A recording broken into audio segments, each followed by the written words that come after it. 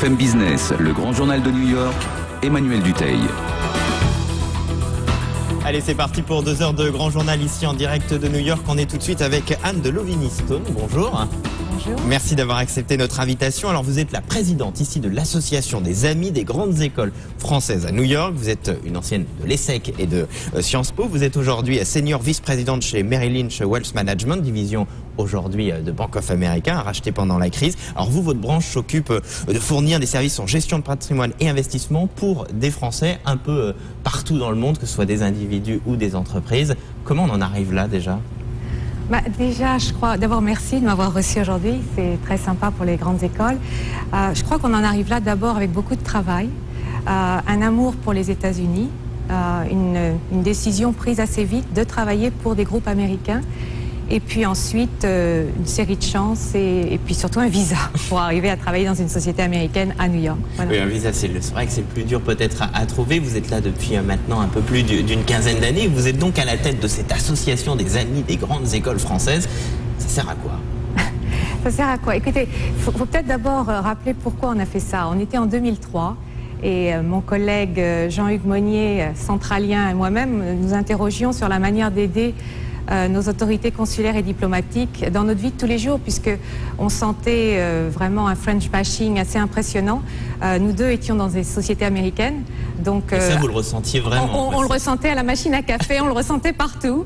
C'était difficile et on s'est dit, en pensant à nos deux réseaux, puisque moi j'étais présidente des anciens ESSEC ici et lui s'occupait des centraliens, qu'il fallait mettre ensemble tous nos réseaux pour essayer de porter la bonne parole, je dirais, à travers des messages qui soient conformes à ce que souhaitait délivrer comme message notre ambassadeur Lévite à l'époque, qui faisait un énorme travail, si vous vous souvenez, sur toutes les chaînes de radio et de télévision pour essayer de... Il y a combien d'écoles aujourd'hui regroupées justement dans cette association, représentées en tout cas? Alors il y en a aujourd'hui une vingtaine et on a essayé de se cantonner aux écoles qui sont les écoles issues du système de l'Ancien Régime, parce qu'il faut bien rappeler que les grandes écoles, elles ont été créées il y a bien longtemps, au XVIIIe siècle, pour fournir les employés nécessaires au grand corps de l'État.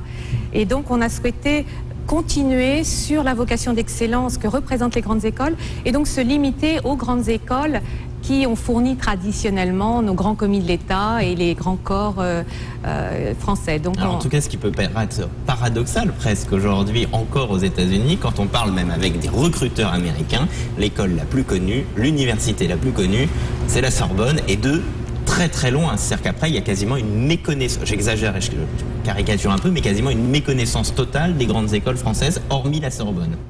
Oui, alors, une des raisons, je pense, et qui explique ceci, c'est que nos grandes écoles ne sont pas regroupées sous un ministère. Il ne faut pas oublier que nos grandes écoles ne dépendent pas, au contraire de nos universités, du ministère de l'Éducation. Valérie Pécresse, qui est venue récemment à New York, a passé des lois, comme vous le savez, au cours de ses 3 mandats de ministre de l'Éducation, et jamais les grandes écoles n'étaient mentionnées dans ces décrets. C'est l'université qui est gérée par le ministère de l'Éducation. C'est donc beaucoup plus facile d'accès.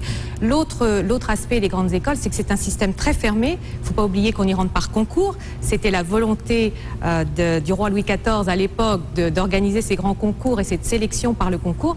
Et c'est très peu conforme à la pratique américaine. Donc je pense que ces deux raisons rendent nos grandes écoles peu connues, mal connues aux États-Unis. Vous restez avec nous dans un instant. On va voir comment justement vous faites en sorte que ces écoles françaises soient mieux connues aujourd'hui aux États-Unis et quelle image malgré tout on peut avoir de ces écoles françaises aux États-Unis. C'est le grand journal. Nous sommes en direct de New York.